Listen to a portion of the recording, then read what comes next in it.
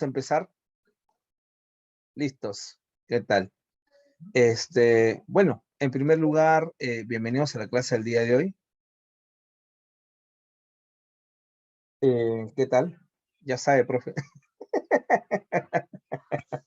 Sí, ya sé, por eso estoy así. ¿Qué tal? ¿Cómo están? Bienvenidos a la clase del día de hoy. Estamos 7 de junio del 2021, ¿ya?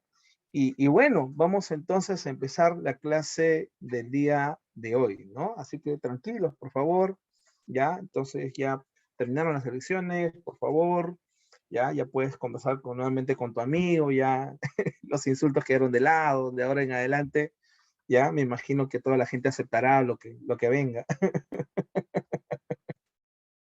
Ya, en fin, ¿no? Y bueno, vamos entonces a trabajar el material del día de hoy. Hoy día vamos a ver el tema del oncenio, ¿ya?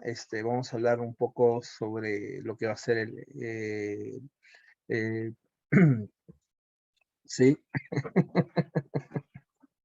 profe, no puede ser, tengo miedo, profe, me voy a ir del país. Ya te dije, ya tranquilo, nadie se va del país, ¿no? No sales ni de tu casa, no creo que te vayas del país. Ya, profe, sabe, profe. Y bueno, ¿no? Entonces, pero bueno, ¿no? A vender papita con huevo. Ya, ya, listo, no hay problema, po. Venderemos, vender.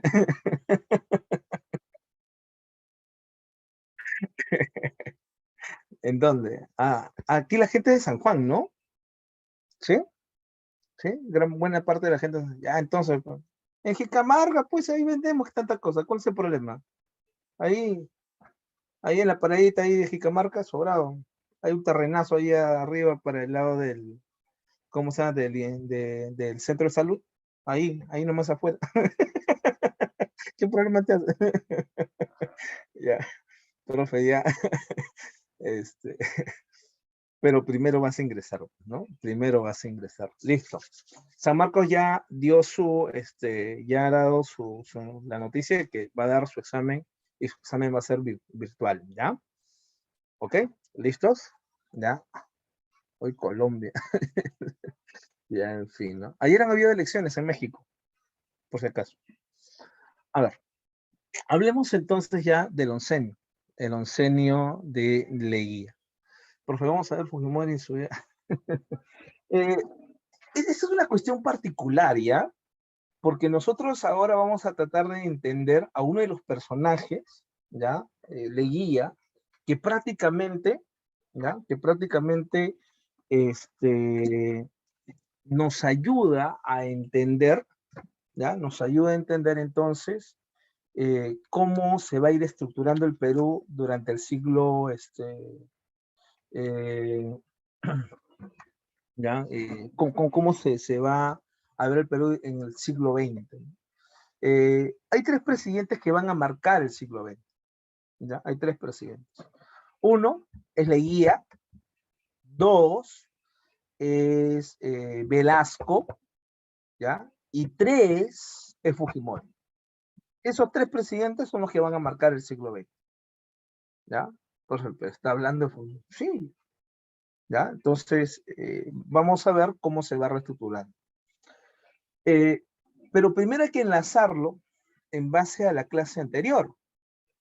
En la clase anterior habíamos señalado que era un Perú eh, que solamente tenía una mirada desde Lima hacia afuera, ¿no? Lima hacia Europa. Pero de Lima hacia el interior, no, hacia el interior lo que teníamos eran comunales, que prácticamente en su alianza con el sector pues oligárquico, prácticamente habían logrado ya ejercer el dominio, ¿ya? El dominio político. El oncenio de Leguía, ¿ya? El oncenio de Leguía va a hacer reestructuraciones al respecto. si la república aristocrática había sido una república de carácter exclusivo, ¿ya? De unos cuantos, Leguía va a buscar ser inclusivo, con todos sus problemas, ¿ya? Con todos sus problemas, va a ser un gobierno inclusivo. Pero habría que señalar también que lo va a hacer pues de manera autoritaria, ¿ya? Lo va a hacer así, ¿no? Leguía. ¿Por qué lo hizo? ¿Por qué fue así? Vamos a ver el proceso político por el cual va a tener que pasar Leguía. Leguía no es nuevo en política. Leguía ya ha sido presidente durante la República Aristocrática, y a diferencia de gran parte del sector oligárquico, Leguía había venido, ¿ya? Leguía había venido de los sectores, no oligárquicos, o podemos decirle relacionados aquí al sector agroexportador azucarero. No venía de ahí Leguía. ¿De dónde venía? Leguía fundamentalmente de su formación en torno a Arica, ¿ya? Él tenía mayor relación con la banca norteamericana.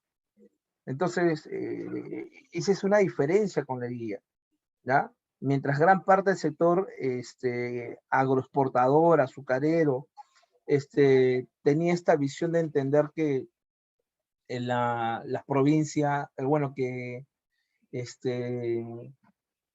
que ellos tenían su origen pues en torno pues al mundo colonial, y que la producción azucarera lo era todo, y eso que vamos a ver pues la intervención también de otros sectores, ¿ya? De otros sectores económicos. Leguía es interesante porque va cambiando el escenario. ¿Y de qué manera cambia el escenario? Porque vamos a ver a un nuevo actor político, ¿ya? Y ese actor político principalmente va a ser el sector que va a apoyar en ese momento,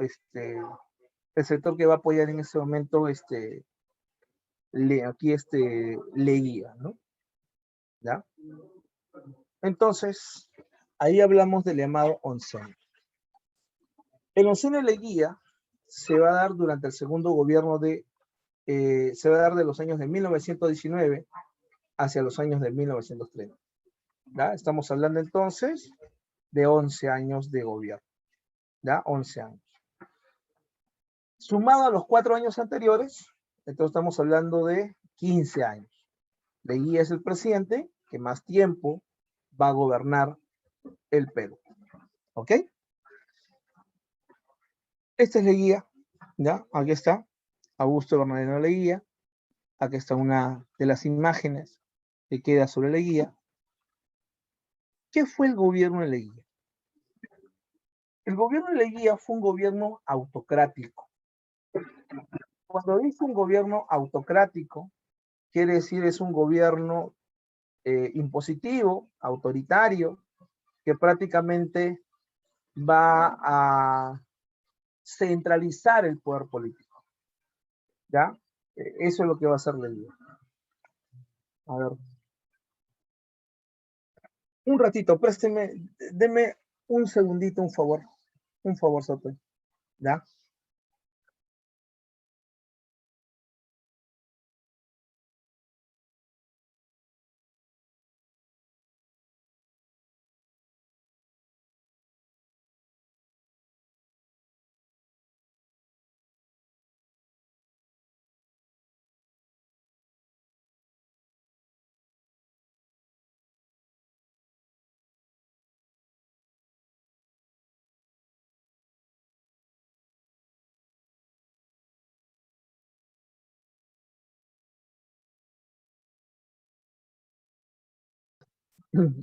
Ya listo. Disculpe.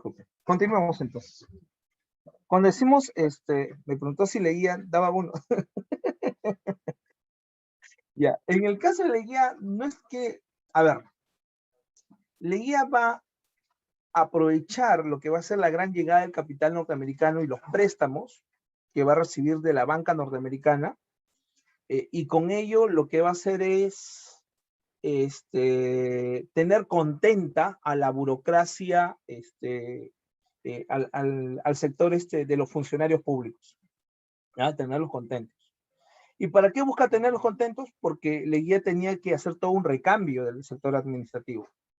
Motivo, profe, hasta antes el sector administrativo, ¿ya? Hasta antes el sector administrativo había prácticamente sido totalmente procivilista. Y como había sido procivilista, entonces Leguía lo que quiere en ese momento es hacer ese recambio, ya, esa reestructuración. ¿Y cómo va a ser esa reestructuración Leguía? Leguía lo va a hacer a través entonces en ese momento de Leguía lo va a hacer a través de apoyarse en nuevos sectores que vayan ingresando al Estado, al sector burocrático, y que a partir de ahí entonces lo puedan apoyar. Entonces, esos serían lo que tú llamarías sus bonos, ¿no? Pero los bonos a quiénes? Serían una suerte de bonos apoyando o teniendo contentos económicamente a la gente que esté a su alrededor.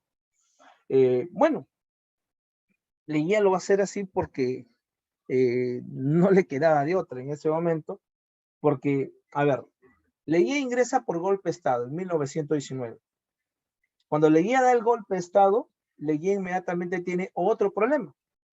El problema es que, bueno, puede tomar la presidencia, pero el control del poder judicial, el poder legislativo, todo está en manos en ese momento de quién.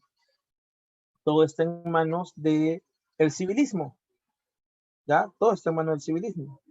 ¿Quién tiene el control en ese momento entonces? Hasta ese momento, ¿quién había tenido la relación, una mejor relación con los gobiernos de provincia? Había sido pues el Partido Civil. Entonces, todo esto en conjunto es lo que nos está ayudando a entender que Leguía tiene que quitarle ese escenario que hasta antes había controlado el civilismo, ¿ya? ¿Y qué es lo que hizo entonces Leguía para poder enfrentar todo ello? Bueno, estableció un gobierno autocrático, centralista, ¿no? Que impulsó un proceso de modernización estatal y económico. Y eso es alguna de las cosas que a veces no le reconocen a Leguía. O sea, Leguía, más allá de sus problemas, va a llevar a cabo la modernización estatal, va a poder insertar mejoras en cuanto a reorganizar el Estado. Y en el terreno económico va a diversificar la economía. Ahora, tampoco nos vamos a convertir en una potencia, de hecho que no, pero el sector servicios se va a hacer mucho más plural. Entonces, eso va a ayudar a que nuevos sectores económicos aparezcan, más allá de la vieja oligarquía que habíamos tenido pues en el Perú. Entonces, Leguía cambia eso. Ahora, para hacer todos esos recambios, todo esto es el proyecto de la patria nueva, o sea, para él la patria vieja es la patria de la oligarquía, es la patria que no se ha podido recambiar en 100 años, entonces él va a fundar la patria nueva. Ese es su proyecto, así lo hizo. Pero para eso necesita dos pilares. ¿Qué pilares? Necesita en ese momento dos bases. Como si fuera una casa, necesitas entonces columnas. Una columna, ¿ya? Es la clase media. ¿Por qué la clase media es tan importante? Porque recuerda que en esta época no todos pueden votar, no todos acceden al voto. Si no todos acceden al voto, entonces, ¿quién accede al voto? Solamente los varones alfabetos, ¿ya? Solamente los varones alfabetos. Como los varones alfabetos son los únicos que acceden al voto, entonces, en un inicio, el partido de la élite, el partido civil, era el que tenía el control de todo. Pero conforme se vaya ensanchando, principalmente el grupo de los profesionales, ¿ya? Los del rubro universitario fundamentalmente, entonces ese sector va a ser muy importante para Leguía para poder mantenerse en el poder, ¿ya? Entonces, ese es un sector electoral muy importante para él, para contrarrestar un poco lo que era el predominio del sector civilista, ¿no? Y económicamente, se va a apoyar en el capital norteamericano. ¿Ya? Profe, ¿cómo que económicamente en el capital norteamericano? Claro, porque el gobierno de Leguía va a poder hacer todas estas modificaciones en base a la inversión norteamericana y los préstamos que reciba por parte de la banca norteamericana. Ahora, profe, ¿por qué la banca norteamericana va a apoyar tanto? Recuerda el contexto, y lo vamos a ver más adelante. El contexto son los fabulosos años 20. ¿Qué son los fabulosos años 20? Los fabulosos años 20 es una época de gran crecimiento económico por parte, a ver, sí, sí, sí. A ver, Chihaukai, Tipakai, fue, listo, ya, ahí está. No, así se llaman, ya, Tipakai y Chihaukai, ya. Estamos en crisis, ¿qué tiene? Ya. Entonces, ahí tenemos, no quieren entrar a la olla. Entonces, aquí tenemos el llamado, entonces, las dos bases son, uno, la clase media, electoralmente, y económicamente te decía el capital norteamericano, ¿no?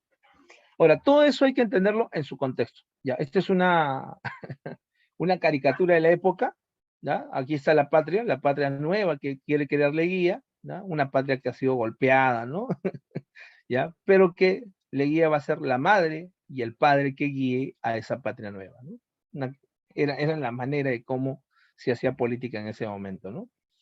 Si vieras, pues, a lo que hemos llegado. Imagínate, esto, entre comillas, era ofensivo para su época. Imagínate, ¿eh? En un proceso electoral esto era ofensivo.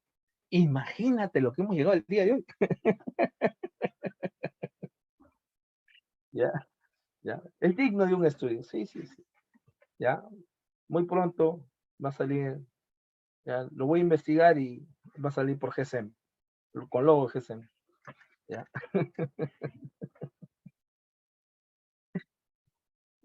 Contexto. Estamos ante el periodo de entreguerras. ¿Qué es el periodo de entreguerras? El contexto entre el fin de la Primera Guerra Mundial y el inicio de la Segunda, 1919-1939. Terminada la Primera Guerra Mundial, a Estados Unidos le fue muy bien, le fue demasiado bien. Estados Unidos se convierte en el centro, se convierte en el centro financiero mundial, ¿ya? Estados Unidos se convierte en la tienda del mundo. En este contexto pasamos por algo que se llama los fabulosos años 20, una época sumamente interesante. Profe, y en esta época le fue bien al Perú, sí le fue muy bien, gracias. ¿Ya? Le fue muy bien al Perú. Entonces, si le fue muy bien al Perú, ¿ya?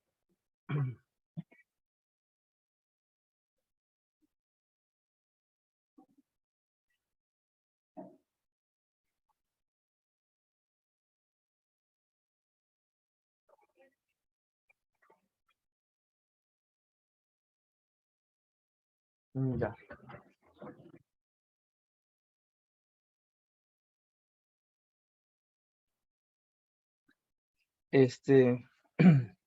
A ver, voy a llegar algunas cositas. Ya, si le fue entonces también al Perú en este contexto, fue porque finalmente, ya, yo qué sé, ¿qué pasó? Sí, están llegando algunas cositas. Ya, entonces, si le fue también al Perú fue porque el Perú en este momento obtuvo grandes ingresos, ¿ya? Obtuvo grandes ingresos, producto en ese momento de lo que le podía llegar de parte de Estados Unidos. Uno. Dos, quieras o no, el Perú de esta época también tiene otro gran beneficio.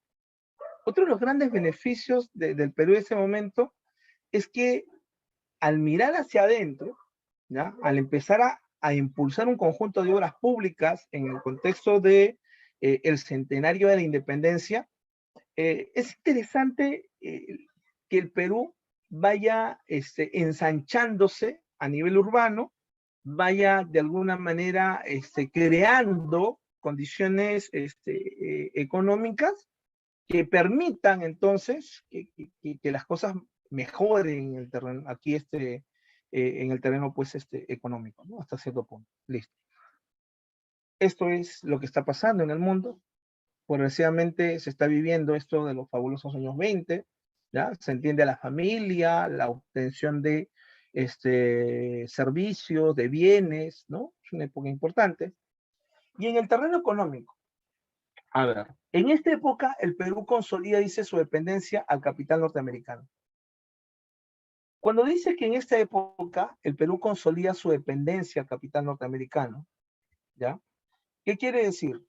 Que los préstamos que va a empezar a obtener el Perú en este contexto, que lo que va a hacer en ese momento la llegada del capital norteamericano, va a terminar finalmente de desplazar a lo que era hasta ese momento el predominio del capital británico. Pero la gran llegada del capital norteamericano no es nuevo, ¿ya? No es nuevo. La gran llegada del capital norteamericano ya venía desde 1914. Y lo que está ocurriendo es que hacia los años, ¿ya?, de 1919, terminada la Primera Guerra Mundial, eso se va a consolidar, ¿ya? Entonces, de aquí en adelante hablaremos pues ya de la gran dependencia del capital norteamericano. Ahora, esa gran dependencia no se debe, ¿ya?, no se debe, ¿ya?, fundamentalmente a que el Perú en este contexto, ¿ya?, no se debe a que el Perú en este contexto, entonces, haya pagado, ¿no?, su deuda externa con Inglaterra, que ya lo haya saneado totalmente, no, sino que durante esta etapa el Perú va a acrecentar su deuda, ¿ya? Va a aumentar su deuda, ¿ya? Entonces, todo esto es lo que vamos a tener en el terreno económico. ¿Quién es el sector que va a ser desplazado?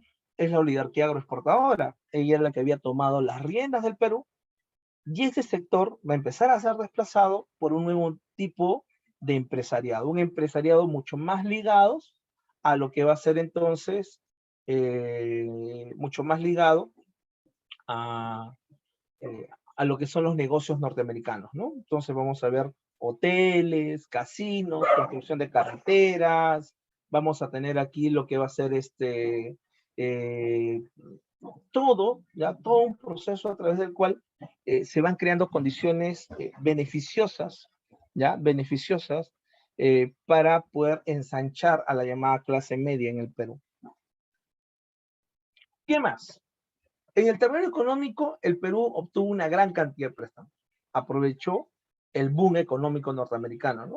Le tocamos la puerta a la banca norteamericana, le dijimos que éramos un país que iba a celebrar su centenario de la independencia, si era posible por ahí que nos diera un préstamo, y nos empezaron a prestar. Nos dijeron, no, eso sí, con altos intereses. Nosotros dijimos, no, no tengas problema, con altos intereses. Pues entonces de esa manera se empezó a prestar y las cosas fueron bien. No tanto así, ¿ah? ¿Cómo que no tanto así, profe?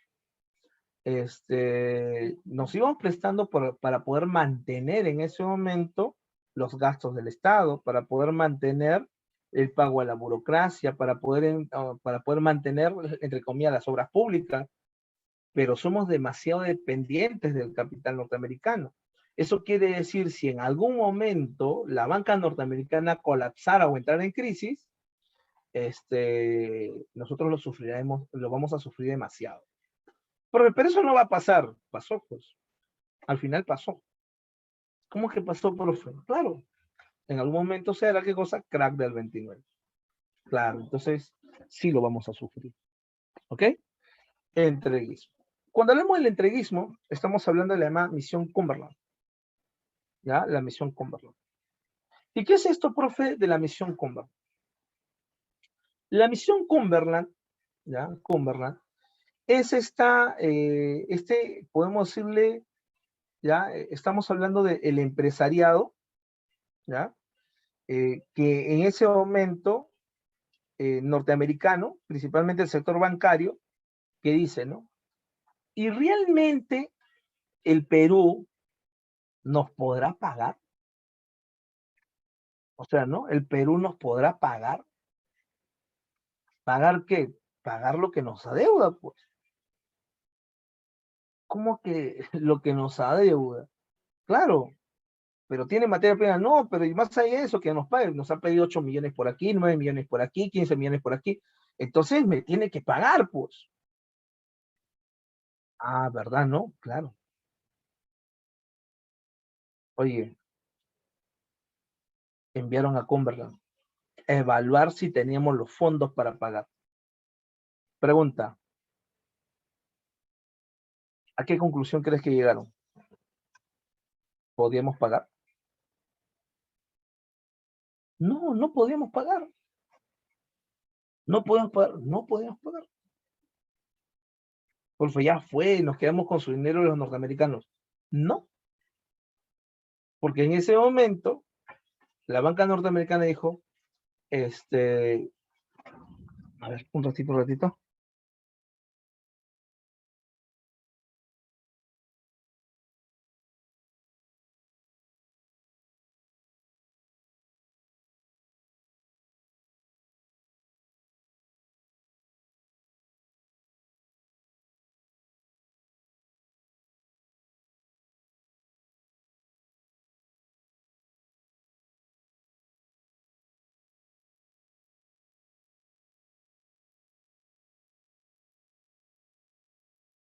Disculpe.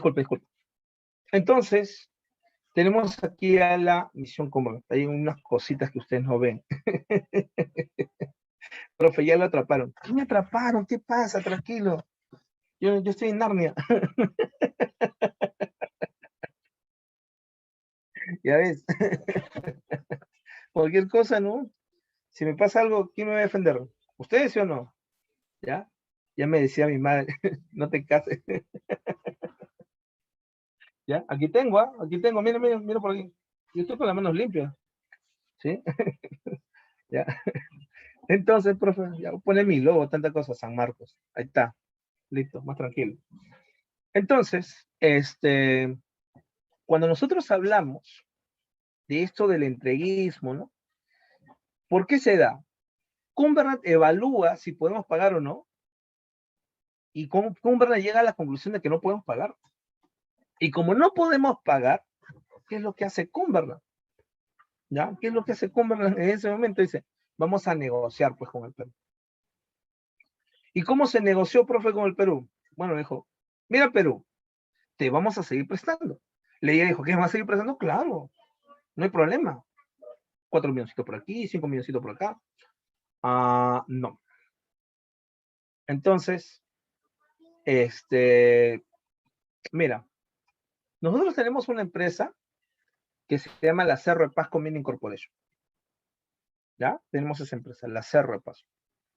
¿Qué pasa con la empresa Cerro de Pasco? La Cerro de Pasco se beneficia a nivel ferrocarrilero de lo que es la Peruvian Corporation. La Peruvian traslada los minerales. Ya, profe. Entonces, ya, en tal razón, acá hay un problema. Con el contrato Grace nos otorgaron los ferrocarriles por 66 años. ¿Ya? Nos otorgaron los ferrocarriles por 66 años. Pero,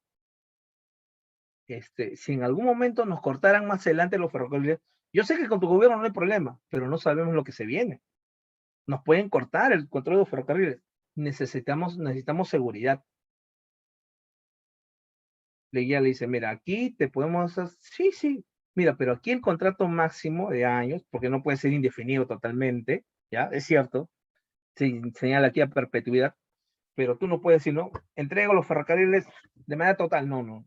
En el Estado, el contrato se puede hacer por un máximo de 99 años.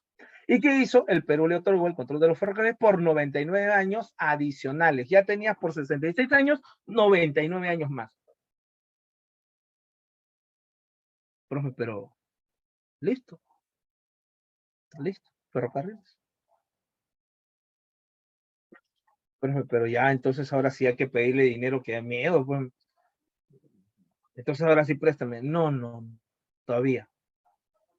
¿Cómo que todavía? Todavía hay algo más. Mira, aquí hay un problema. Se llama el problema de Bray Pariñas. ¿Cómo que el problema de Bray Pariñas? Bray Pariñas, ¿ya? Bray Pariñas es un, ¿ya? Bray Pariñas es una, podemos decirle, es una hacienda donde se ha encontrado recursos petroleros. Durante el segundo militarismo, una empresa que se llama la London Pacific, ¿ya? La London Pacific, ¿qué es lo que hizo? Esa empresa London Pacific tomó el control de los, tomó el control de los, del yacimiento, de Brey Pariñas, bajo este entendido. En la norma norteamericana se señala que el dueño del suelo es también dueño del subsuelo. ¿Ya? No solamente dueño del suelo, sino también del subsuelo. Así es en la norma norteamericana. En el Estado peruano es diferente. Tú eres dueño del suelo. Pero también soy dueño del subsuelo. Sí, siempre y cuando no encuentres un recurso. O sea, tú tranquilamente puedes hacer tus sótanos, 8 sótanos, 9 sótanos, pides tu permiso. Pero basta que encuentres algún recurso, ese recurso no es tuyo. Ese recurso le pertenece a quién? Al Estado. Entonces, ¿cuál es el problema aquí? ¿Ya? ¿Ya? El problema es que la London Pacific, aquí, ¿no? Bajo los estándares ingleses, entiende que esto le pertenece, dueño del suelo y del subsuelo. Pero estás en Perú, pues. Pero con las debilidades también de lo que es el marco jurídico peruano y también, pues, el marco político, ¿no? Se le había dejado que la London Pacific haga lo que quiera. Cuando empezaron las presiones sobre la London Pacific, apareció una empresa norteamericana que se llama la Standard Oil. Y la Standard Oil le compra, ¿ya? Los yacimientos, le compra todo a la London Pacific. Compra las acciones, sobre todo. Hasta ahí no hay ningún problema. ¿El problema cuál es? Que la Standard Oil no puede haber comprado el yacimiento. Puede comprar la hacienda, pero no el yacimiento. Ahí está el problema. Ellos dicen ser dueños también del yacimiento porque se le vendió con todo. Y el Estado peruano lo quiere perjudicar. Entonces le dice, esto quiero que me lo soluciones.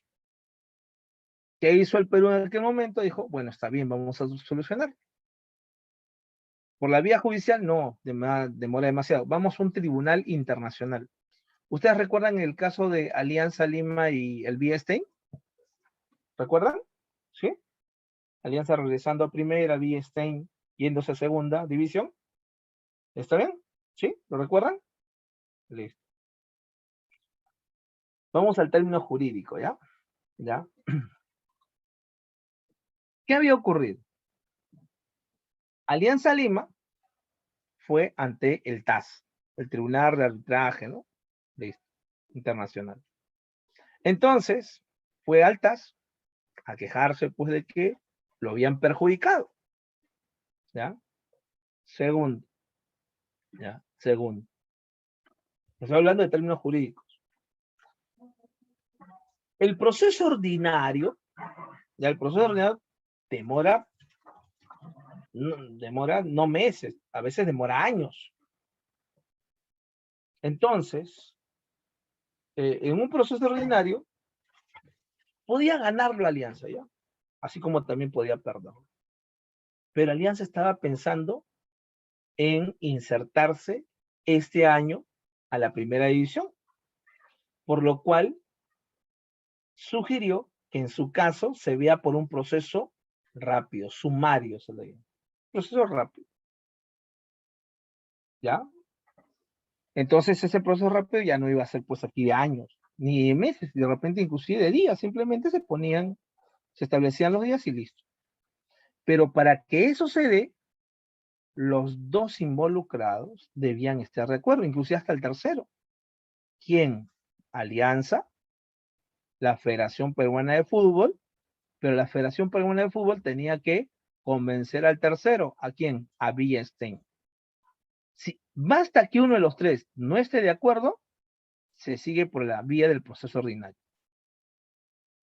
Alianza estaba de acuerdo, la Federación dijo que estaba de acuerdo, y Biestein dijo que estaba de acuerdo.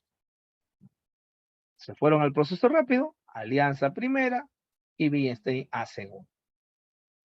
Profe, pero es que estaban seguros de que iban a ganar en el proceso rápido sin mayor problema. Los habían convencido a los de Biestein. Profe, pero así no es, pero se dio así. Profe, no puedo retroceder, ya no puedes retroceder. Ya no puedes regresar atrás, ya fue, ya él dio la última Aquí no hay veredicto y se acabó. No, pero ya fue. A lo sumo lo que puedes hacer es meterle un juicio aquí a través de los tribunales peruanos a la federación por parte de Bienstein y sacarle plata. Es lo que podrías hacer. Y sería tendrías que pedir pues una indemnización millonaria, ¿no? Imagínate que hubiesen ido por el proceso ordinario. Si hubiesen ido por el proceso ordinario, de repente le daban la razón a Alianza Lima, pero en el 2024. Pregunta, ¿Alianza podía regresar fácilmente a la primera división? Ya no, de repente lo mandaban en el 2024 a segunda división. Además, de repente Alianza Lima estaba jugando ya segunda división. Entonces regresarlo, o inclusive, de repente Alianza Lima, imagínate, pues regresaba el 2024, justo el año que le dan la razón, ese año está regresando. Lo único que podía hacer era pedir una indemnización. Y Villenstein se quedaba acá. Simple. Profe, ¿qué? Claro. Entonces, ¿ya? Cuando tú te sometes a un arbitraje internacional, pregunta, ¿solamente una parte tiene que estar de acuerdo? ¿Solamente una parte se pone de acuerdo? ¿Asiente? ¿Dice que sí? No, tienen que ser las dos partes, o las partes como tal. ¿Ya? Profe, grábenlo para el profe. Tranquilos, tranquilos. ¿Ya? Estoy hablando de la parte jurídica. ¿Ya? Yo no ni es que esté a favor de uno del otro. Te estoy diciendo lo que pasó.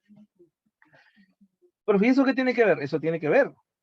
Porque Perú se somete a un arbitraje internacional. ¿Qué?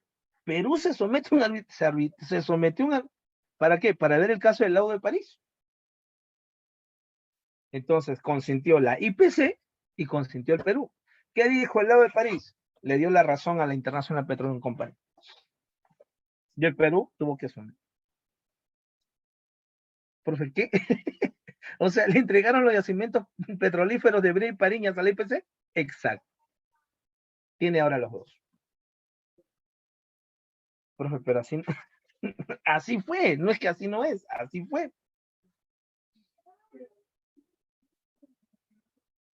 Profe, pero ¿ya? ¿Qué más?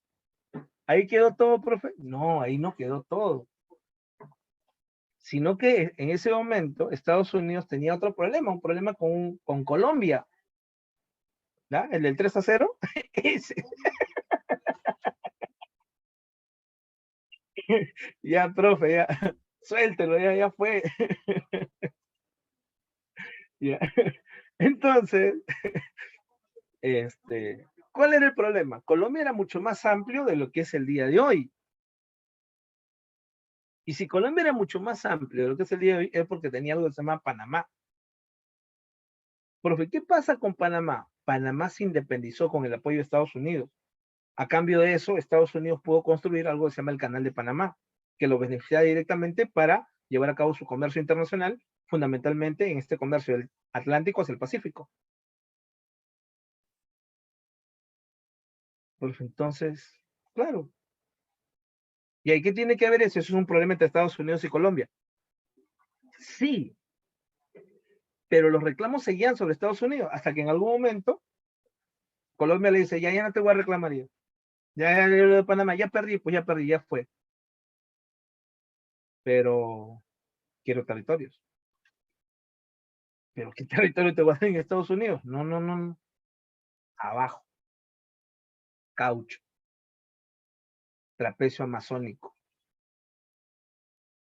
Ya, pero eso no es mío, eso es Perú. Sí, pero tú estás acordando con ellos, ¿sí? Claro. A ver, vamos a hablar con Perú, ¿ya? Y Perú terminó cediendo en 1922 con el Tratado Salomón-Lozano el trapecio amazónico con presión norteamericana. Profe, ¿qué? ¿Ya? Profe, pero con eso ya fue todo, ¿no? No, no, no. En ese momento, ya, le dice, oye, pero nosotros allá en Estados Unidos tenemos algo que se llama Banco Federal. El Banco Federal nos ayuda a arreglar esta cuestión, pues, monetaria, ¿no? El cuidado económico y todo ello. En el Perú yo no veo algo así. No te preocupes, nosotros también lo vamos a hacer. Y Perú crea el Banco de Reserva. ¿Qué es el Banco de Reserva? Claro, tu Banco Central de Reserva. ¿Sí? Ese que está que ahorita echa dólares, que da miedo para que no suba más el precio. Igual, sí, ese es. Ah, ya. Profe, pero ya pues está bien, le va a ordenar la economía. Sí, pero le pidió la banca norteamericana que 2 de los directores sean nombrados por la banca norteamericana. Cumberland se va a convertir en director de el Banco de Reserva del Perú. Profe, pero este es un norteamericano, no importa. Hay que vigilarte para que pagues, para que manejes bien. Profe, le estoy entregando entonces el control de mi economía. Claro, pero te va a prestar, ¿ya? Entonces cálmate, te va a prestar dinero, ¿ya? ¿Qué problema te hace? Profe, pero ya pues ya se terminó. No, porque después dijo, ¿y cómo sé que me vas a pagar? ¿Qué?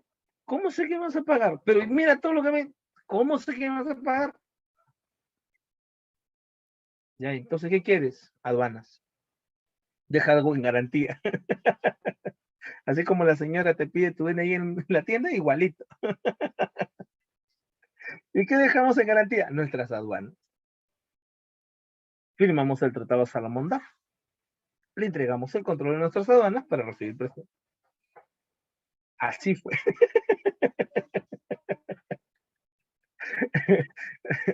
Profe, detrás de sus risas hay lágrimas. Pero así fue, pues. ¿A cambio de qué? De obtener ingresos. ¿Okay? Ahí está. Esto fue el esto es Bray Pariña.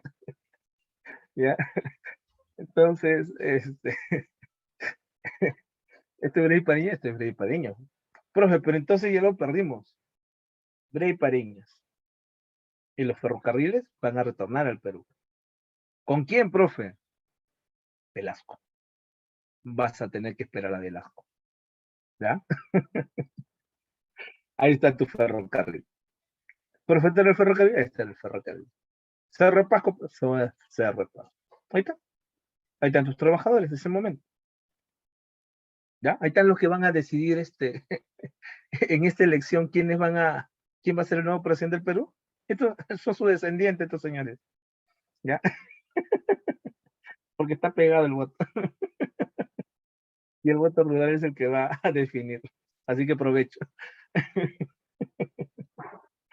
Entonces, sí. Yo aprendí a cocinar ya, por si acaso. Ya. Ahora, estamos ante una sociedad ya en la cual encontramos, ya, profe, se está riendo demasiado. Sí, tranquilo, ya, Perú, Colombia. Entonces estamos ante una república inclusiva. Pero nuevamente hay que entender que es una república inclusive, sigue siendo una república inclusive desde arriba. No, profe, pero usted me dice siempre desde arriba, desde la élite. Profe, ¿usted no se da cuenta que siempre ha sido así? Mm, sí, ¿no? Sí, al final sí. Mm, claro, profe. Hasta el 2021. ¿Y por qué dices hasta el 2021?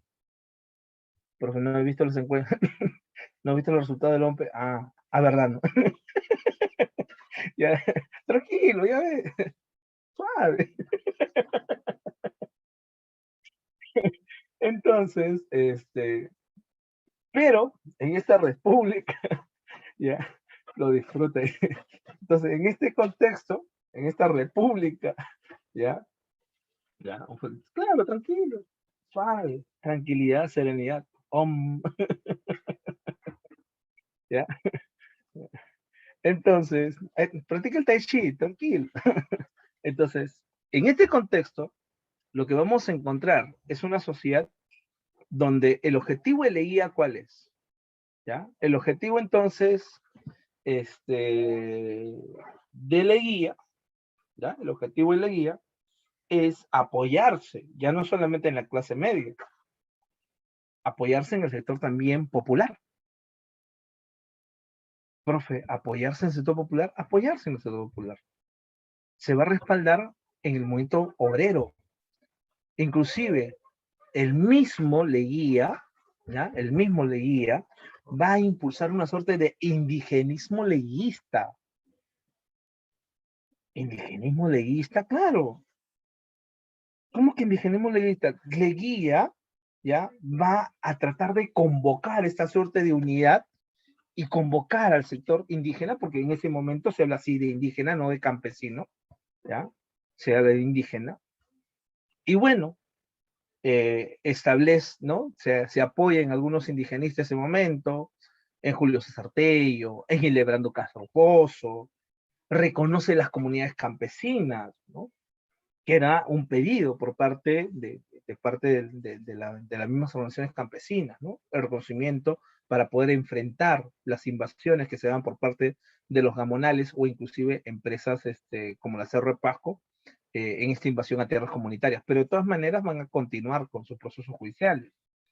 Se crea el Día del Indio, ¿ya?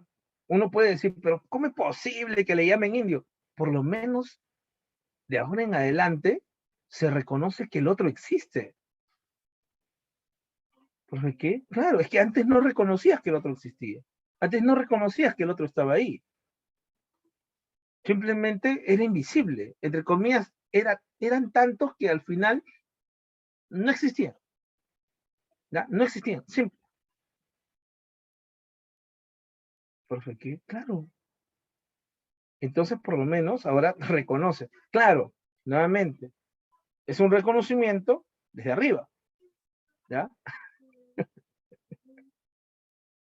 Entonces, se crea el patronato de la raza para defender de alguna manera y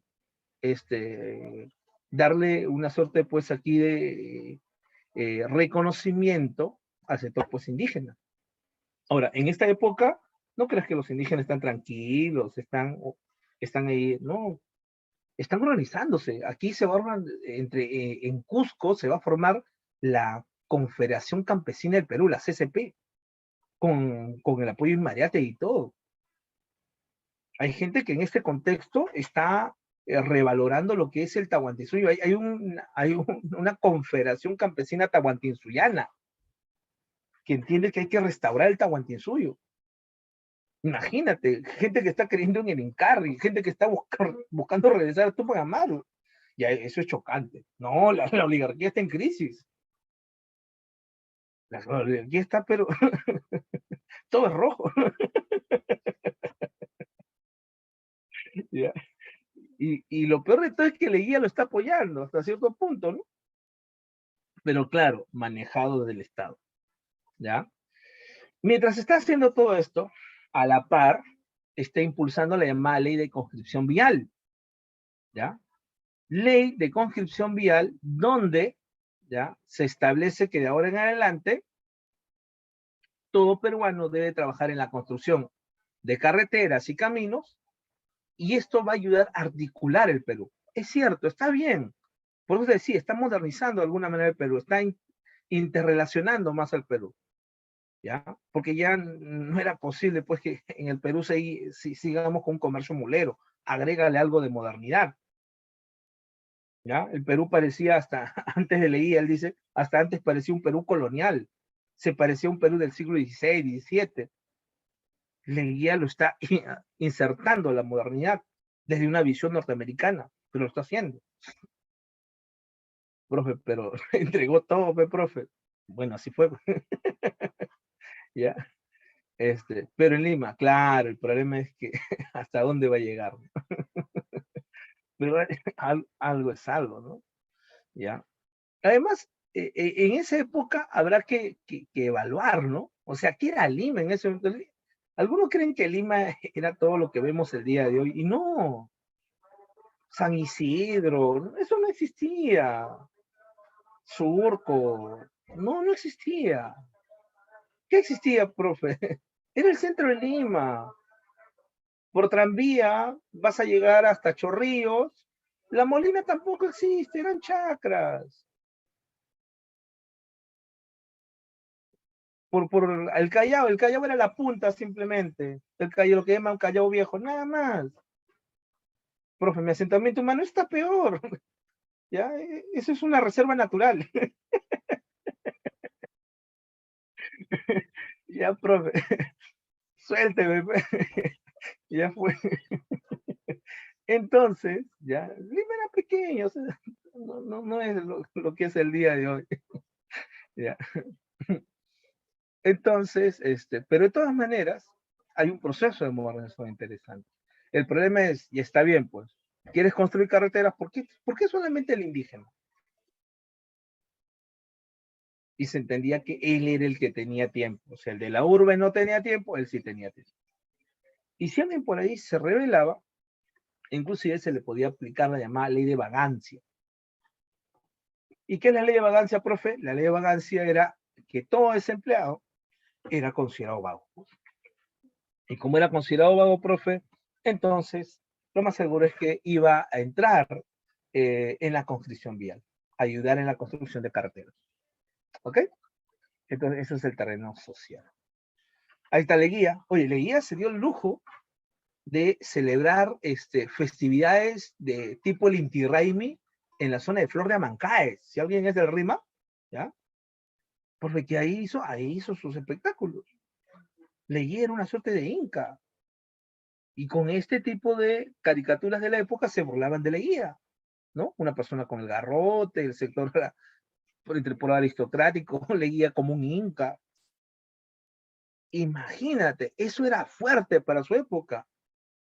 ¿Tú te imaginas a los periodistas, a los caricaturistas de esa época, si lo comparas un poco a la gente que hace periodismo el día de hoy? ¿Ya? Pero ya suave, bro. ¿Cómo decir eso? Pero así era, ¿no? Política, 1919. En 1919, Leguía llegó al poder derrocando, ¿ya?, al segundo gobierno de José Pardo. Él señala que lo que hubo para él fue un intento de fraude, ¿ya? Entonces, como hubo un intento de fraude, entonces doy mi golpe de Estado. Así lo justificó Leguía. Profe, pero ¿lo hizo solo? No, lo hizo de la mano, pues, de el héroe de la Breña. ¿Quién? Cáceres. ¿Que sigue vivo? Sigue vivo. Cáceres va a ser un actor importante en esa época. Y otra vez, profe, metido en política, nunca dejó de estar ahí. Y apoya en ese momento a Leguía. Y Leguía logra quedarse en el poder, ¿no? Da el golpe de Estado. Claro, que en ese momento Leguía puede tomar el control ejecutivo, pero el problema es que el Parlamento, las entidades en el Estado, todo estaba en manos del sector civilista. Lo bueno es que no era muy amplio, era un sector burocrático pequeño, luego de lo que había sido pues la guerra con Chile y todo eso, pero bueno, pero sí era pro-civilista, ¿no? Era totalmente pro-civilista. Cambia, profe, cambia, ¿ya? Va a cambiar. ¿Y cómo lo hizo para cambiar? Cerró el Congreso. Lo cerró. Convocó nuevamente elecciones y en las elecciones logró mayoría parlamentaria. Profe, pero eso es golpe de Estado, eso es dictadura. Claro, el gobierno de Leguía es una dictadura. Disolvió el Congreso, disolvió la constitución política. ¿Ya? ¿Ya? Pero lo hizo por la democracia que tienes. Lo hizo por eso. ¿Ya? Y eliminó, entonces, una de las constituciones que más tiempo duraron en el Perú, ¿no? La constitución de 1860, una constitución de 60 años. No hay una constitución que haya durado más que eso. ¿Ok? Profe, ¿y esto de aquí qué es? Ah, esto es tu cuadro. Pues. ¿Gendarmería qué es? La gendarmería sería lo que tú llamas la policía de esa época. ¿Ya? Policía de esa época. Profe, este cuadro, no entiendo, profe. Y esto, ¿ya? Si esto de aquí es entonces, ¿ya? ¿Ya? Si esto entonces es un cuadro de la independencia. ¿Qué hace aquí? Celebración del centenario. Profe, pero claro, esto es el Perú y todo ello. Creo que te conté sobre este cuadro. Porque mire, está lleno, la gente está abarrotada. Mire, profe, hay un morenito por acá, profe. ¿Ya? No era así, ¿ah? Entonces, profe, ¿fue menor? Claro. Entonces, ¿por qué hicieron este cuadro? El cuadro busca incluir. Si la República Aristocrática había sido exclusiva, el nacionalismo que está tratando de impulsar en ese momento Leguía es un nacionalismo inclusivo, donde el sector popular también se mezcle con el sector aristocrático, pero de todas maneras sigue la separación, pues. Si ves, por aquí están los militares, está la iglesia, está el sector aristocrático y el populacho está abajo. Pero fue verdad, ¿no? Claro. Profe, pero esto no ocurrió. Claro, ya te dije que esto no ocurrió.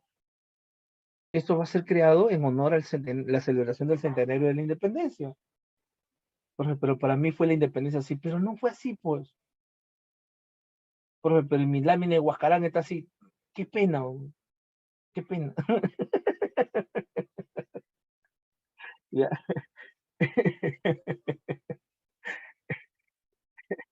Ya. Saca a tu hermanito, por favor. Saca a tu hermanito de clase. Está aprendiendo malas cosas.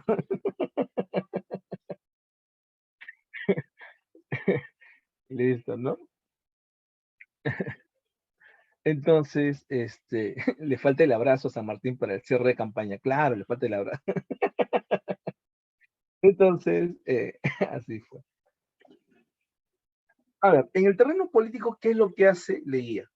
Se religió, eh, en 1919 dio el golpe de Estado, luego cerró el Parlamento, luego convocó un nuevo Parlamento controlado por él en la Cámara de Diputados y la Cámara de Senadores, y en ese momento, ¿ya? Y en ese momento, Leguía, ¿ya? Lo que hace, ¿ya? Leguía lo que hace es ir donde el Parlamento y le dice a los parlamentarios, dice, señores, yo sé que di el golpe de Estado, ¿ya? Yo sí sé que di el golpe de Estado, pero lo hice por la democracia, ¿ya? Por favor, lo hice por el Perú. Eh, pero yo estoy llano a lo que ustedes digan. Si ustedes, los miembros del Parlamento, deciden que mi gobierno no es dable, que se debe convocar a nuevas elecciones, yo también estoy de acuerdo, me someto, ¿ya? Pero recuerden que ustedes han ingresado conmigo y recuerden que si yo caigo, ustedes también caen. Y en ese momento los parlamentarios dijeron, no, si hubo fraude. ¿Cómo que no hubo fraude? No, hubo fraude, de hecho. Sí, no, Leguía, tú tienes que quedarte. Sí, sí, hubo fraude. Y se quedó.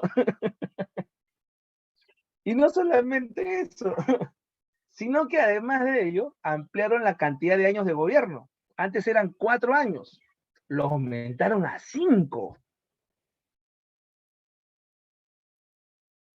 Y su constitución permitía reelección por una única vez. ¿Qué? Sí, por una única vez. En 1924 se presentan las elecciones y en 1929 otra vez. Profe, pero la constitución no permitía una segunda reelección. Le hizo una ley de interpretación auténtica. Había que darle una interpretación. Por eso me suena, yo escuchaba, soy inocente, ya sabes de quién se aprende, ¿no? Entonces, a pesar que la constitución lo prohibía, postuló y ganó, pues, ¿no? O sea, se tuvo que haber quedado en la presidencia hasta 1934, pero no lo hizo. Duró con las justas un año más. ¿Y por qué, profe, entonces duró hasta 1929? Aquí hasta 1930 solamente. ¿Por qué duró un año? Pregunta, ¿recuerdas de quién dependía? dependía de los votos, ¿de quién? De la clase media, ¿no? Y también dependía de qué más. Dependía de la inversión norteamericana. ¿Qué pasó en 1929? Crack del 29. Caída de la Bolsa de Valores de Nueva York. Ahora entenderás por qué su gobierno empezó a entrar en crisis. Aunque lo vamos a ver más un poco en la parte final. Pero quiero que entiendas esto, ¿no? Controlar los medios de comunicación, sí. Aquí leí es directo. O estás conmigo o estás en mi contra. Si estás en mi contra, te voy a desaparecer. Por eso que Mariátegui termina en Europa. Por eso que Ayala Torre termina en México. Por eso que a los civilistas desapareció el partido civil. Ese partido que había hegemonizado en el gobierno anterior no desapareció tanta cosa. Pero podrá haber desaparecido el partido civil, pero no desaparece a la oligarquía. ¿Ya? No lo va a desaparecer. Persiguió la oposición política, ¿ya? Es que a los del partido civil le va a ir así, ¿no? A ver, señores, ¿qué beneficios, de dónde tienen sus grandes ingresos estos señores? La agroexportación, listo, ahí vamos a golpear. Señores agroexportadores, si ustedes están conmigo y me apoyan, yo sé que no soy, ¿ya? El candidato que ustedes quieren. Yo sé. Pero si ustedes se van contra mí, yo primero me voy contra ustedes. ¿Cómo que contra ustedes? Claro. Eso que es la ley, lo que fue el código de aguas, lo voy a cambiar por ley de aguas. Y lo cambió, ¿ah? Ley de aguas. El código de aguas decía prioridad del uso de las aguas para los regadíos de las grandes haciendas agroexportadoras. La ley de agua dice, no, el Estado es el que tiene el control del uso de las aguas para el regadío. El Estado define, tiene la facultad. Si quiere, te puede apoyar, si no, no.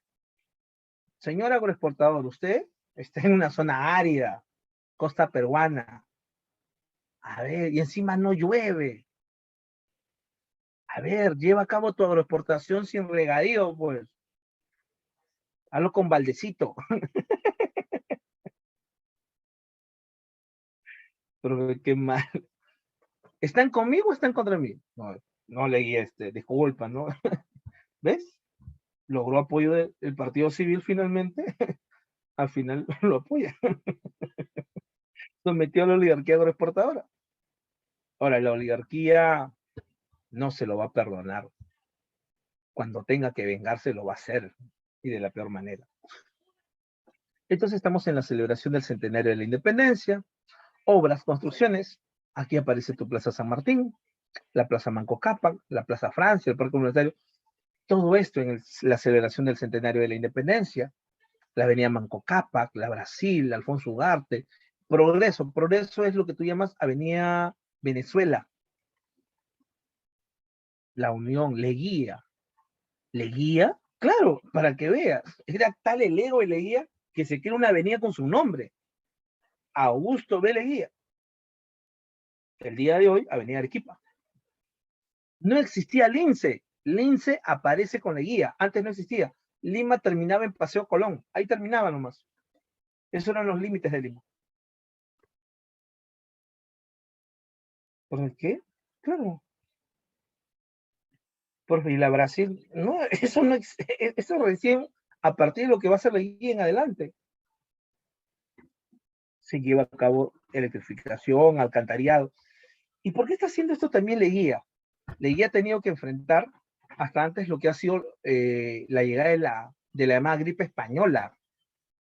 Dice que cuando llegó la gripe española al Perú, fue terrible, ¿eh? Una gran cantidad de muertos. Inicialmente, la mayor cantidad de muertos durante este contexto, sí, llegó al Perú, la gripe española. Inicialmente se difundió principalmente entre los sectores acomodados. ¿Por qué? ¿Por qué crees que la enfermedad llegó fundamentalmente, inicialmente a los sectores acomodados? Porque la enfermedad no llega a dónde, claro, ¿no? O sea, pero, ¿no? Cuando se inició, ¿no? Yo recuerdo cuando se inició esto de la gripe del COVID, algunos alumnos me preguntaban, me decían, profe, ¿y en mi barrio puede haber COVID? Y yo lo miro, ¿Tú has viajado a Europa? ¿Has viajado a China? ¿Sí? ¿Va a llegar? Sí, va a llegar. Es lo más seguro. Ahorita la pandemia está recorriendo Europa. ¿Pero tú has viajado? No. Entonces tu barrio todavía va a demorar en llegar. ¿Ya?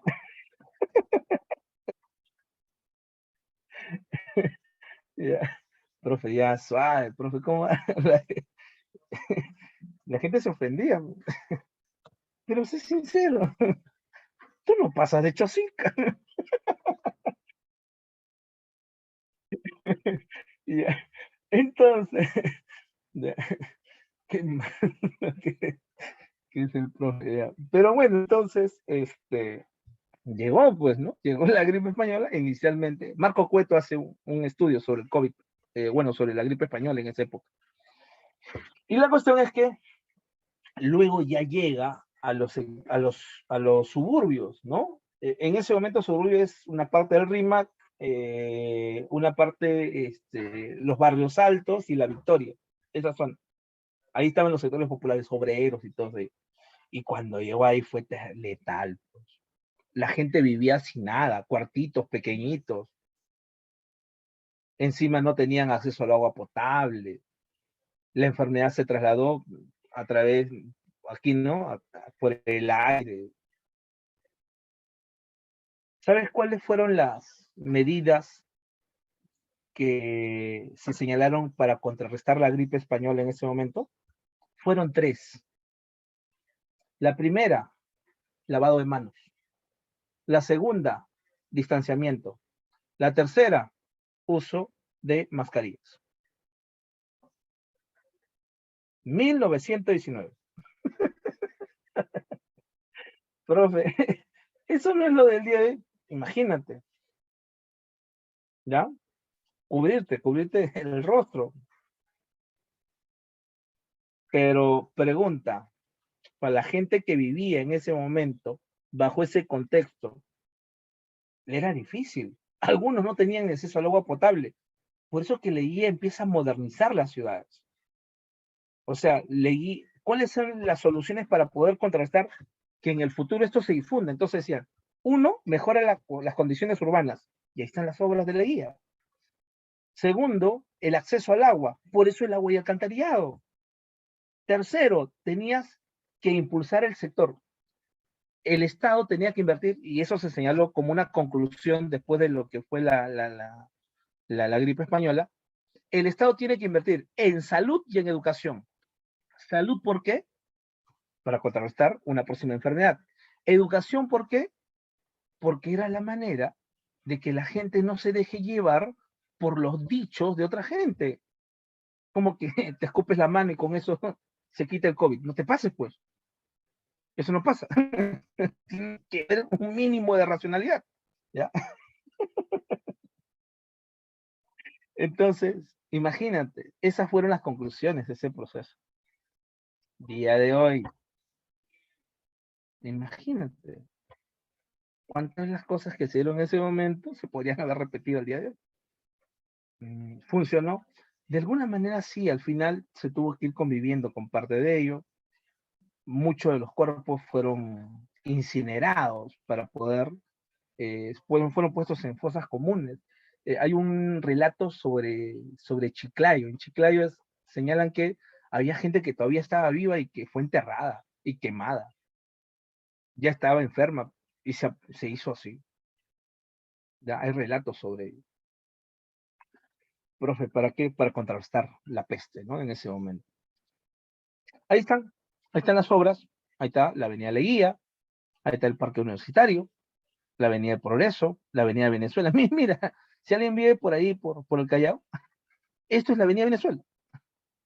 Si alguna vez has ido por la Avenida Arequipa, ¿ya? Con tus compañeros ahí de los otakus, ¿ya? Esto era la Avenida No se me Arequipa, ¿ya? cuidadito.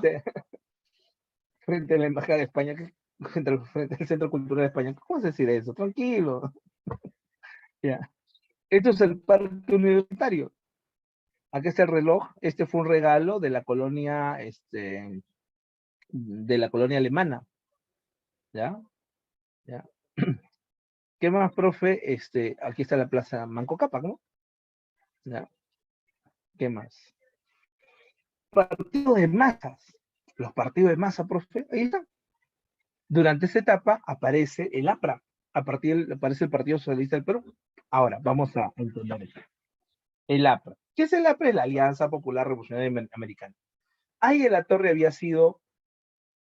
eh, había sido secretario general de la Federación de Estudiantes del Perú, en San Marcos.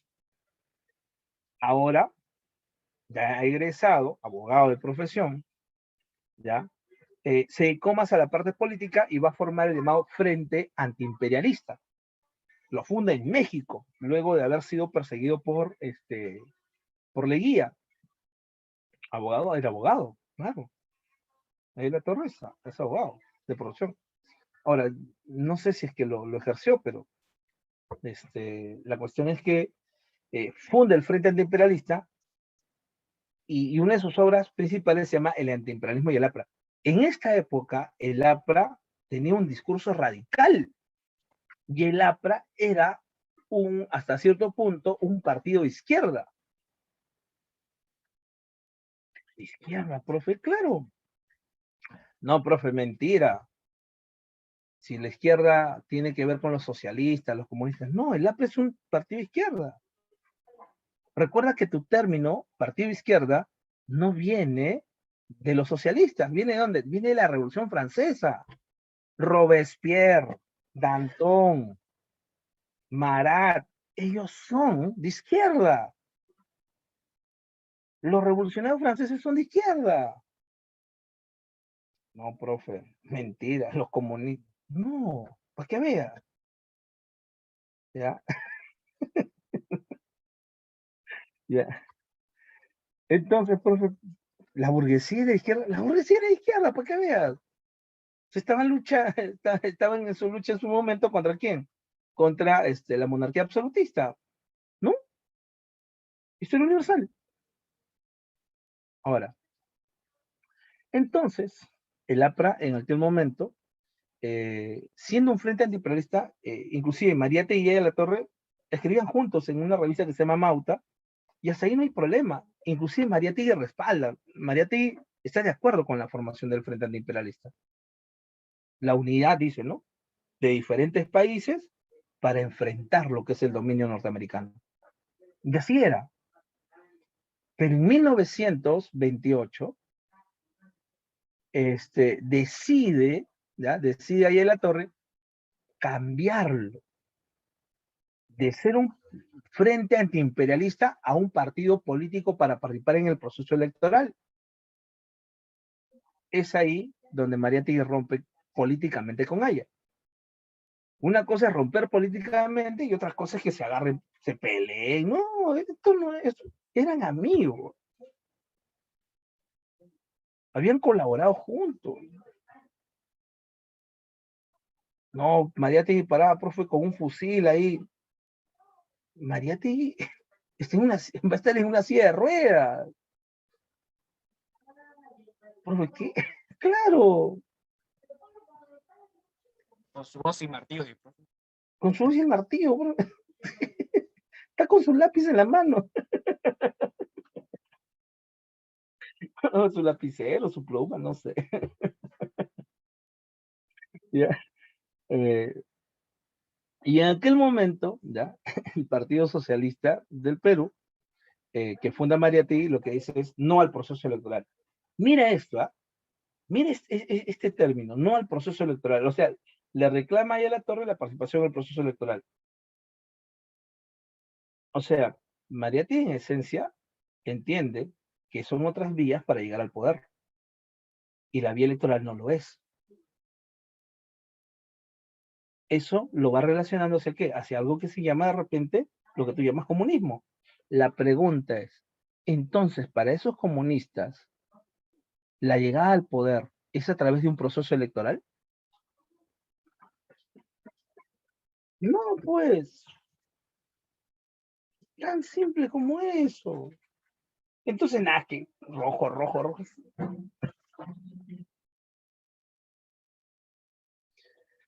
Ay, ay, ay. Entonces, en primer lugar hay que tratar de entender quién es quién, ¿no? Eh, entonces, esto es el caso de Mariátegui. Ahora, Mariátegui entiende que en este momento ni siquiera pueden llevar pues a cabo un gran cambio, tomar el poder, y por eso lo que está haciendo, ¿qué cosa es? Organizar a su gente. Por ejemplo, hasta antes los sindicatos estaban dispersos y lo que va a crear es la CGTP, la Confederación General de Trabajadores del Perú. ¿Para qué? Para que se puedan unir en grupos de confederación y puedan tener un mayor impacto cuando reclamen. El día de hoy, derecho laboral. No, profesor, de las confederaciones, los sindicatos está mal. Derecho laboral está reconocido en nuestra constitución, está reconocido en nuestra ley laboral la existencia de sindicatos, la existencia de federaciones, existencia de confederaciones relacionados a lo que es la OIT, la Organización Internacional de Trabajo. ¿Son rojos?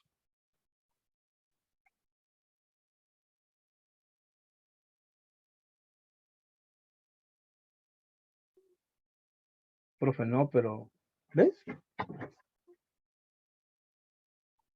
La sociedad es mucho más complejo. No te puedes cerrar en un discurso. Cuando conoces más te das cuenta que menos conoces. El problema es que algunos que menos conocen se creen dueños de la verdad y no, pues tú tienes que ampliar tu conocimiento. Tú no puedes estar conmigo. Y bacán, y es mejor, porque de esa manera amplías el conocimiento, porque mientras estoy conversando, estoy aprendiendo cosas. Estoy llevando a cabo la dialéctica, la dialógica. Entonces, ahí está ella, con su obra principal, el antiimperialismo y el APRA. Ahí está Mariátegui, ¿ya? Con su obra El Amauto, obra en la cual va a escribir ahí La Torre. Aquí están sus 7 ensayos de interpretación de la realidad peruana. No, profe, pero este es rojo. Oye, si este es rojo, ¿qué será Vallejo? Vallejo llega a Europa, se inscribe en el Partido Comunista en Francia y viaja a la Unión Soviética. Ese es otro nivel, ¿no? No, profe, me está engañando. Dile a tu profesor de literatura. Entregue territorios, profe. Entregue territorios. No, el Vallejo ya llega en la época de Stalin, no llega en la época de Lenin. Entregó territorios. ¿Qué territorios, profe? Colombia. Acá está tu tratado tal Salomón Lozano del 22. Entrega el trapecio masónico. Con Chile. Este es un triunfo diplomático. Esto es cierto.